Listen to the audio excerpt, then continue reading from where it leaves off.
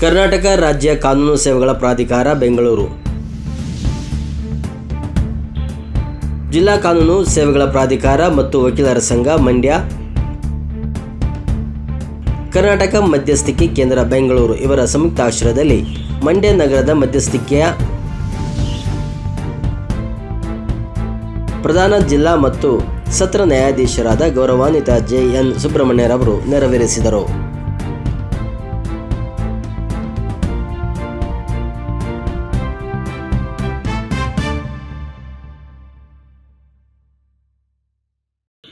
ಮಂಡ್ಯ ನಗರದ ಮಧ್ಯಸ್ಥಿಕೆ ಕೇಂದ್ರದಲ್ಲಿ 40 ಗಂಟೆಗಳ 5 ದಿವಸಗಳ ಮಧ್ಯಸ್ಥಿಕೆ ವಕೀಲರ ತರಬೇತಿ ಕಾರ್ಯಕ್ರಮದ ಸಮಾರೋಪ ಸಮಾರಂಭವನ್ನು ಮಂಡ್ಯ ಜಿಲ್ಲಾ ಕಾನೂನು ಸೇವೆಗಳ ಪ್ರಾಧಿಕಾರ ಅಧ್ಯಕ್ಷರು ಹಾಗೂ ಪ್ರಧಾನ ಜಿಲ್ಲಾ ಮತ್ತು ಸತ್ರ ನ್ಯಾಯಾಧೀಶರಾದ ಗೌರವಾನ್ವಿತ ಜೆ.ಎನ್. ಸುಬ್ರಹ್ಮಣ್ಯರವರು ನೆರವೇರಿಸಿದರು.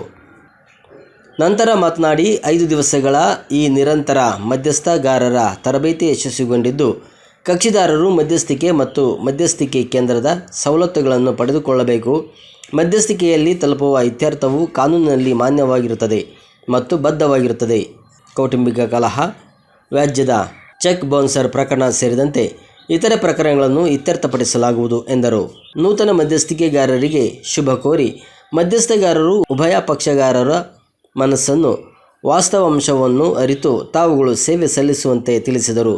ಉಚ್ಚ ನ್ಯಾಯಾಲಯದ ಸರ್ಕಾರಿ ಹಿರಿಯ ವಕೀಲ ಹಾಗೂ ಮಧ್ಯಸ್ಥಿಕೆ ತರಬೇತುದಾರ ಶ್ರೀಮತಿ ಗೀತಾದೇವಿ ಎಂ. ಪಾಪಣ್ಣರವರು ಮಾತನಾಡಿ, ಸುಮಾರು 50 ನೂತನ ಮಧ್ಯಸ್ಥಿಕೆಗಾರರು ಮಂಡ್ಯ ಜಿಲ್ಲೆ, ರಾಮನಗರ ಜಿಲ್ಲೆ ಮತ್ತು ಹಾಸನ ಜಿಲ್ಲೆಯಿಂದ ಭಾಗವಹಿಸಿದ್ದು, ತಾವುಗಳೆಲ್ಲ ಉತ್ಸುಕರಾಗಿ ನಮ್ಮ ಕಾರ್ಯಾಗಾರದಲ್ಲಿ ಯಶಸ್ವಿಯಾಗಲು ತಾವುಗಳು ತಮ್ಮಗಳ ಸಹಕಾರ ಅತ್ಯಂತ ಸಹಕಾರಿಯಾಗಿತ್ತು.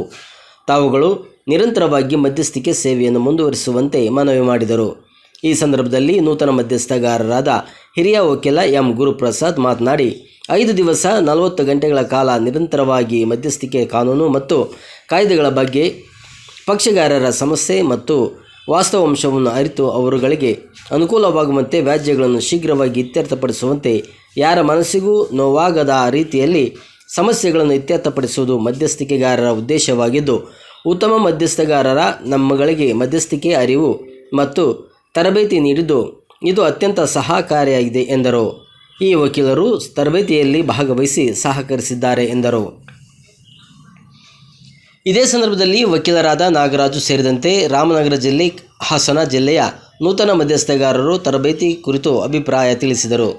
ವೇದಿಕೆಯಲ್ಲಿ ಕಾನೂನು ಸೇವೆಗಳ ಪ್ರಾಧಿಕಾರದ ಸದಸ್ಯ ಕಾರ್ಯದರ್ಶಿ ಹಿರಿಯ ಸಿವಿಲ್ ನ್ಯಾಯಾಧೀಶ ಎಂ. ಆನಂದ್ ಹಾಜರಿದ್ದು, ವೇದಿಕೆಯಲ್ಲಿ ಗಣ್ಯರನ್ನು ಹಾಗೂ ನೂತನ ವಕೀಲರಿಗೆ ವಂದಿಸಿ ಅಭಿನಂದನೆ ಸಲ್ಲಿಸಿ ಮಾತನಾಡಿ, ತಾವುಗಳೆಲ್ಲ ಇಂದಿನಿಂದ ನೂತನ ಮಧ್ಯಸ್ಥಗಾರರಾಗಿದ್ದು, ತಮ್ಮ ತಮ್ಮ ನ್ಯಾಯಾಲಯಗಳಲ್ಲಿ ಬರುವ ವ್ಯಾಜ್ಯಗಳನ್ನು ಶೀಘ್ರವಾಗಿ ಮಧ್ಯಸ್ಥಿಕೆ ಕೇಂದ್ರಗಳಲ್ಲಿ ಹೇಳಿರುವ ರೀತಿ ಬಗೆಹರಿಸುವ ಮುಖಾಂತರ, ಶೀಘ್ರ ವಿಲೇವಾರಿ ಮಾಡುವ ಮುಖಾಂತರ ಕಕ್ಷಿದಾರರಿಗೆ, ಜನಸಾಮಾನ್ಯರಿಗೆ ಅನುಕೂಲ ಮಾಡುವಂತೆ ಮನವಿ ಮಾಡಿದರು.